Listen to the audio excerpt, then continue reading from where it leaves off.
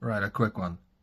Hoppers is the Avatar film that you can get behind. In fact, it is an Avatar film that you could show to James Cameron and tell him this is how you make an Avatar film that's actually entertaining. So,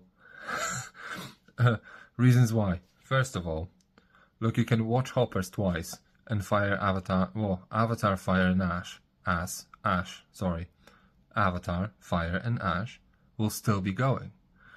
That's first and foremost. So you can truncate the Avatar sort of movie by half and still have just about enough world building, beautiful visuals, depth of thematic messaging. It's still there because I'll be perfectly honest. Hoppers is essentially Avatar with beavers. That's the plot. Another one.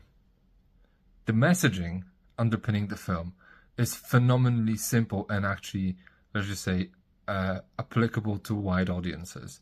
Because instead of radically militant ideas sort of rooted in sort of conflict and clash of ideologies, the same clash of ideologies is resolved through cooperation and mutual understanding, which I think these are values that kids or younger audiences would respond to much better. And I think these are values like worth propagating, right?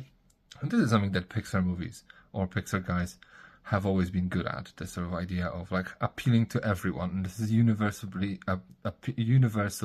appealing piece of filmmaking, right?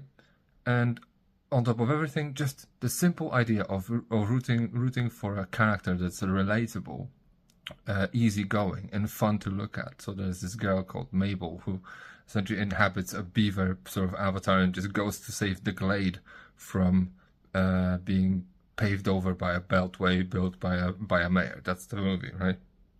It's just fun to look at. And on top of everything else, this movie also just like leaves a little bit of like Easter eggs just to connect with the sort of Pixar cinematic universe. There's like, like a reference to the color from Up and a few more. So yeah, fun time. It's actually worth going out. Take your kids out, go and see the film. And it's just a shame that it wasn't released in the summer, because I think it would have made quite a lot of ruckus, in the summer space. But somehow Pixar decided that they believe in Toy Story 5 this year rather than this. But anyway, so check out my full review here and follow me for more takes on movies, books, and culture.